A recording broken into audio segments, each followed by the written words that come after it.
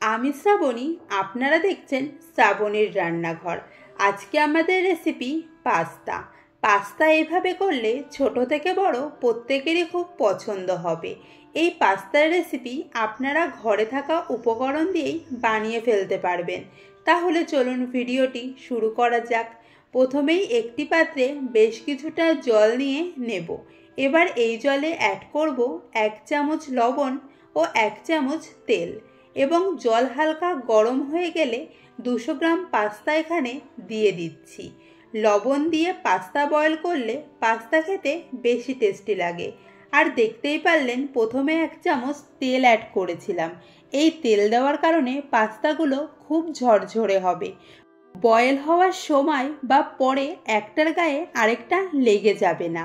Pasta boil হতে 6 থেকে 7 minute সময় লাগবে। 7 মিনিট পর এখন দেখতেই পারছেন পাস্তাগুলো একদম পারফেক্টভাবে বয়েল হয়ে গেছে। এবার একটি জালির মাধ্যমে পাস্তাগুলো তুলে একটি প্লেটে রেখে দিচ্ছি। এবার কিছু ভেজিটেবলস কেটে নিয়েছি। কড়াইতে 2 চামচ তেল গরম করে 1 চামচ রসুন কুচি ও 1 চামচ আদা কুচি দিয়ে খুব ভালো করে ভেজে নেব। যতক্ষণ না রসুনের কাঁচা গন্ধটা চলে যাচ্ছে ততক্ষণ ভাজবো।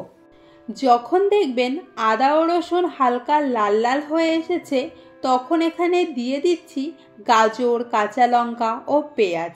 আপনারা যেরকম ঝাল খেতে চাইবেন সেই অনুযায়ী লঙ্কা এখানে দেবেন।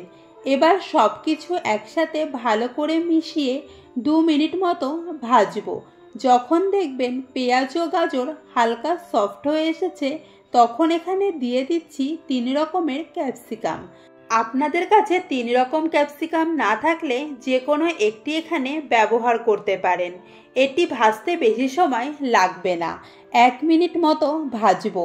এবার এর মধ্যে কিছু সস অ্যাড করে দেব। 1 চামচ ডার্ক সয়া সস, 1 চামচ গ্রিন চিলি সস ও 3 চামচ টমেটো সস। আর আপনাদের কাছে ভিনিগার থাকলে 1 চামচ ভিনিগার অ্যাড করবেন। ভেজিটেবলসের সাথে খুব ভালো করে মিক্স করে নিচ্ছি। এর মধ্যে সামান্য একটু জল দিয়ে দেব। এবার 2 মিনিট মতো মিডিয়াম ফ্লেমে কুক করব। আমি এখানে আর লবণ দিচ্ছি না, কারণ পাস্তা বয়েল করার সময় 1 চামচ লবণ দিয়েছিলাম। আর সসে লবণ থাকার কারণে এক্সট্রা করে আরও লবণ দিলে বেশি হয়ে যেতে পারে। আপনারা একটু টেস্ট করে দেখবেন, তারপরেই লবণ অ্যাড করবেন। এবার এখানে বয়েল করে রাখা পাস্তা দিয়ে দিচ্ছি। খুব ভালো করে মিক্স করে নেব।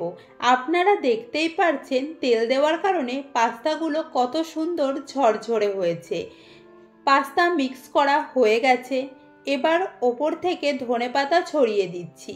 আরও একবার মিক্স করে নিচ্ছি। আমাদের পাস্তা এবার একদম রেডি হয়ে গেছে। গ্যাসের ফ্লেম অফ করে দেব। তাহলে বুঝতেই পারলেন এটি বানানো কতটা সহজ। আপনারা এটি সন্ধ্যের টিফিনে বা রাতে ডিনারে খেতে পারেন। তাহলে রেসিপিটি কেমন লাগলো অবশ্যই কমেন্ট করে জানাবেন। দেখা হচ্ছে পরবর্তী ভিডিওতে নতুন রেসিপি নিয়ে।